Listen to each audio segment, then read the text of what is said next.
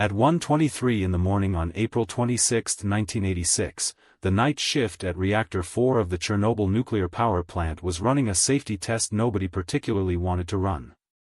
Senior engineer Leonid Topchinov watched the instruments as reactor power plummeted beyond control, and then, in roughly 3 seconds, an energy discharge equivalent to several Hiroshima bombs punched upward through a building that was never designed to contain it. A column of burning graphite lit the Ukrainian sky.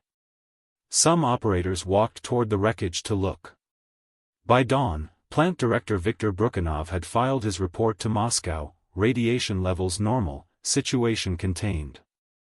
It was a lie composed with every gram of Soviet bureaucratic reflex pressing on the pen. 2 firefighters were already dying of acute radiation syndrome. The invisible remnants of a shattered reactor core were riding the wind northwest, over Belarus, over Poland, over Scandinavia, while official channels held a careful, practiced silence. In Pripyat, a city of 49,000 people built specifically to house the plant's workers and their families, that Sunday was warm and bright. Children played near the river. Couples walked in the central square. Nobody had been told anything. There was a wedding that day. The bride wore white. Above the rooftops, the spring air held something human senses could not detect, and something every Geiger counter in range was screaming about. On the morning of April 28, 2 full days after the explosion, a Swedish engineer named Cliff Eklof walked into the Forsmark nuclear power plant, 60 kilometers north of Stockholm, and triggered a radiation alarm on his way to his workstation. Standard procedure: evacuate, locate the source. They searched the reactor circuits. They searched the pipes. Then a health physicist checked Eklof's shoe. The radioactive particles clinging to the sole hadn't come from Forsmark. They had blown in from somewhere else entirely. Forsmark's managers briefly believed they were sitting on their own undetected catastrophe. A full evacuation began. When independent checks confirmed the reactor itself was clean, a meteorologist was called in. He pulled the wind charts for the previous 48 hours, spread them on a table, and traced the air mass back along its path. Every arrow pointed east, deep into Soviet territory. Swedish diplomats began placing calls to Moscow. The questions were specific. The silence on the other end was conspicuous. By the evening of April 28, the Soviet news agency TASS issued a statement of precisely 2 sentences acknowledging an accident at the Chernobyl nuclear power plant. No number of casualties was given. The word explosion did not appear. Sweden told the world.